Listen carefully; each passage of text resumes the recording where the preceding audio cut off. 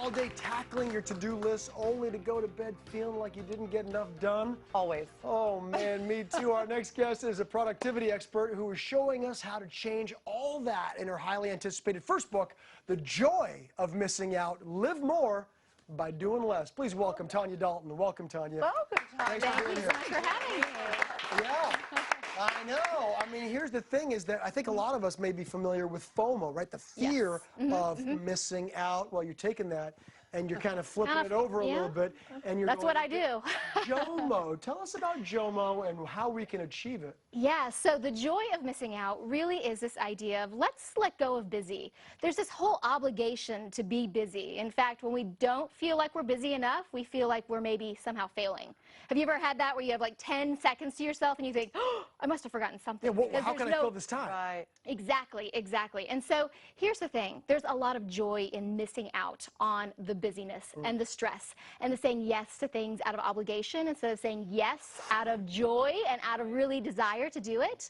So that's really what I want to walk people through is how do you make that work in your life? How do you live a priority-centered life and make it really work for you? Right, exactly. And saying the joy of saying no because you're saying yes to yourself. Yes. Instead of the anxiety that comes with feeling like I should be doing that or being there or part of that party or whatever. Exactly. Where did this all come from? I feel like it's just becoming more and more as the years progress. It's true. There's a whole glorification of busy in our society today. I mean, I see it on posters, I see it on TV, TV shows and T-shirts, and everywhere it says, I am very busy, as if that's a badge of honor, that being busy means that we're somehow important, right? When really, when we spend our days doing things that are meaningful, when we do fewer things and pour ourselves truly into them, we really feel good about our days. That's right. Now, you are the mom of 2 teenagers. That can be very overwhelming in itself. But you say it's not about how much you have to do as a mom. It's about knowing where to start is what it is that overwhelms us. Yes, yes. Here's the thing. I go around and I speak to lots of different women in all different seasons of life, and I hear that word again and again and again, overwhelmed. Overwhelmed by everything they have to do, overwhelmed by all the tasks and the things that they volunteer for. They're overwhelmed by their own to-do lists. And overwhelm isn't having too much to do. It's not knowing where to start. It's that whole idea of, have you ever run around and checked 1,000 things off your to-do list, but you slide into bed at night and you think, oh, why didn't I get more done? I didn't do enough. It's because we're running ourselves ragged. We're running ourselves crazy. It's great. It's a good point. Okay, so you talk about exactly. You mentioned a little bit about prioritizing, knowing what to do on your to-do list. So basically, you're going to help us with sort of transforming our to-do lists into a priority list. Okay? Yes. And we've got an example of some sort of generics here. So let's take a look at this, and you can take us through it. Well, see, here's the thing. We think the to-do list is taking us where we want to go, but I say throw away the to-do list. It's so long and unattainable, whereas a priority list is short and achievable. A to-do list is unorganized versus a priority list, which is organized.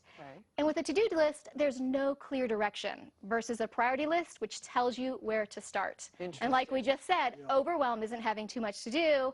It's not knowing where to start. So when we know where to start and we know what we want to work on next, it's so empowering. It feels so much better about the direction our day is going. If you really think about that, like even thinking my kids getting overwhelmed with homework and stuff, if you really think about just getting started in a place, that moment, everything feels better. That's so true. Exactly. Yes, it really is so empowering to think, okay, now I know what to do next, because so often we're spinning around in circles, not sure what we should work on next or where we should focus. And so we spread ourselves thin in an attempt to do it all, which means we end up feeling like we achieved nothing. Or you don't even start because you feel incapacitated by looking at that list and you almost are frozen. Absolutely. Well, I'm glad you're here, Tanya, because I just happen to have a to-do list over here.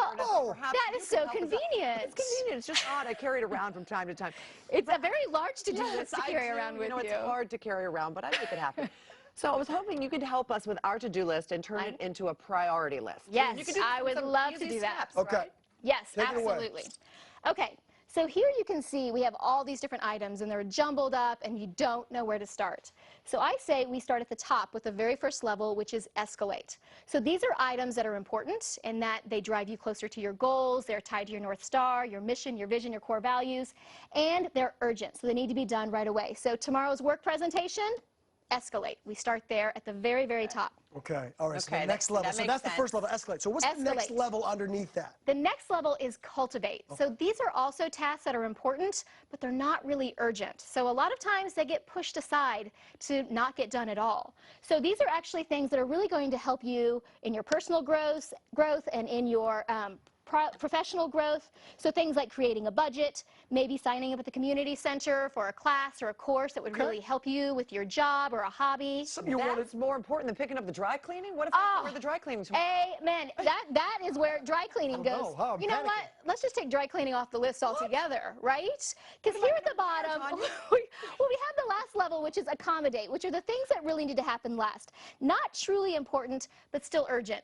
But things like dry cleaning, could you maybe delegate that out? Or could you use a dry cleaner that delivers? Okay. And therefore, taking off things off our list. You can eliminate certain Yeah. We things. don't have to do it all. Get John to pick up the dry cleaning, Deb. That's the takeaway here. That's the funniest thing you've ever said. Oh my gosh, that's hysterical. And I'm gonna John's hear- dry cleaning, by the way, is still there from 2 weeks ago. And There asked you me if go. I You could see pick what it I'm up yesterday. saying? See, it's urgent, but not really that important, let's be honest. Listen, very, very helpful. Very, very clear. Thank you Yes. so much for being here and sharing that. The Joy of Missing Out.